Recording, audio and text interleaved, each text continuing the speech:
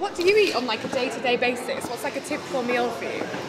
It depends really. There's pretty much what normal people eat really, but you use meat substitutes like have vegan pies made with soy mince, potatoes, things like that. Have vegan sausages. Yeah, it's pretty much what anyone's eating. You just place the meat and the cheese and the dairy with vegan substitutes. What do you normally have for breakfast? Because it was my first meal today and I struggled.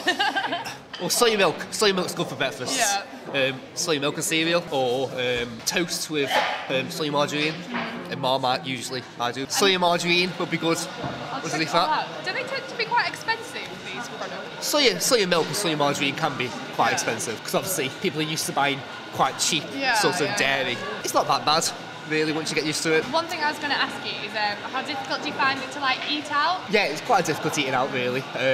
Chips is pretty much all you can eat usually. Some restaurants are good. I went to Wetherspoons last night. Yeah. They've got a vegan curry. Oh, great. Which is good. So you can get some restaurants have a bit more variety. But usually it's just chips or a jacket potato or salad or something. So just get a menu. Will you chat me through what I can eat on the menu? Yeah, sure. So typically, what would you go for? Well, hash browns. Hash browns are good. Okay, hash browns. But then do you have to check if they've been in a fryer with meat or? I'm pretty sure that it's fine here in Ember, yeah. Using it in breakfast, it might sound a bit dry, but toast without butter and hash browns, make a hash brown sandwich. Yeah. That's pretty nice. There's chips and curly fries. That's a good thing to have. Obviously, the plain jacket potato. Yeah. Just as long as you have to, again, for all these things, you have to say no butter, make sure there's no butter. One of the iffy things is, let me just see where it is in the menu. Cabbage, coriander, goujons. Right. They are vegan. Right. But they're cooked in the same sort of oil as the mushrooms, breaded mushrooms. Right, okay. And they aren't vegan. Right, okay. So they're cooked together, so it depends. Okay. Again, it depends how far you're willing to go. If you're okay eating if it's vegan, but cooked in the oil of egg, then it's not. What about the bruschetta? That seems... Yeah, but I imagine that'd be vegan from the look of it. Yeah? I've never inquired because it's not as difficult as you first think it might be. Well, no, it's quite. If you're willing to kind of bend things a little bit, it's fine. Yeah. I'm actually sort of quite looking forward to it in a strange sort of way. Good. I'm pleased. Greek salad.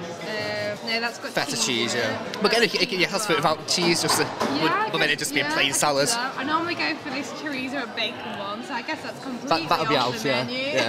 Chocolate cake, no. Ice cream, no. Yogurt, no. So, again, from Holland and Barrett, you can get vegan ice cream. Vegan ice cream is quite nice.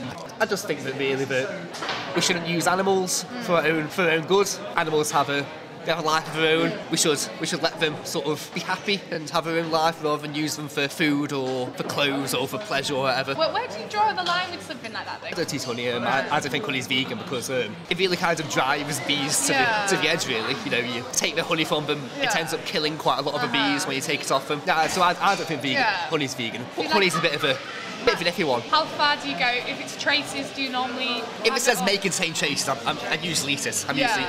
Because it's the people who've got lactose intolerance, just so we don't die, you know. But so if it says me, I'm usually okay with it. With honey, if you're keeping honey in your backyard, I mean, I wouldn't see an issue with that. Sort of like morally eating it. It's just when you buy it from a supermarket is where the problem comes to me anyway. It's if it can feel pain, if it can feel pleasure, then we should leave it to its own business. So you think like your reasons for veganism is purely because of animal cruelty, really? Pretty much, yeah. The fact that they should be allowed to do what they want. We shouldn't be.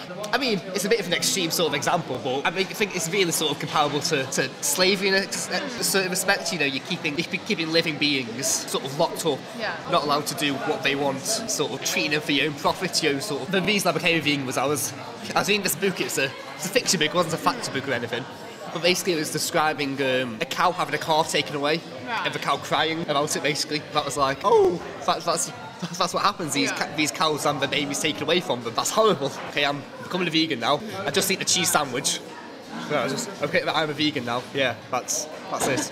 Run me through what would be your like ideal sort of meal then. If you had to have breakfast, lunch and dinner, all your favourite things, what would you have? Porridge is a good breakfast. Porridge with soy milk, obviously. I'm not sure. Lunch. I am a big fan of chip shop chips, so probably that. Chip shop chips for lunch. Then Sunday dinner with a pie. Okay. Yeah, homemade pie is always good. And that's made with pastry? Pastry, yeah. Most pastries fine. If you make it yourself, you can make sure it's fine. Right, and do you put, obviously pastries made butter, so would it be a vegan? The margarine, usually right, vegan okay. margarine. Then soy mince, potatoes obviously they're fine. Vegetable stock cubes, they're obviously fine.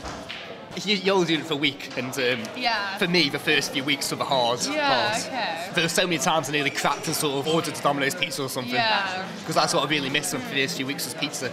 Yeah. But once you pass the sort of month threshold, which you're not going to sort of experience, it gets a lot easier. Do you find yourself checking the labels on stuff all the time? Not so much anymore, because I've got used to what I can and can't use. But initially, yeah, it's checking the labels. A lot of time was spent. All week. Yeah.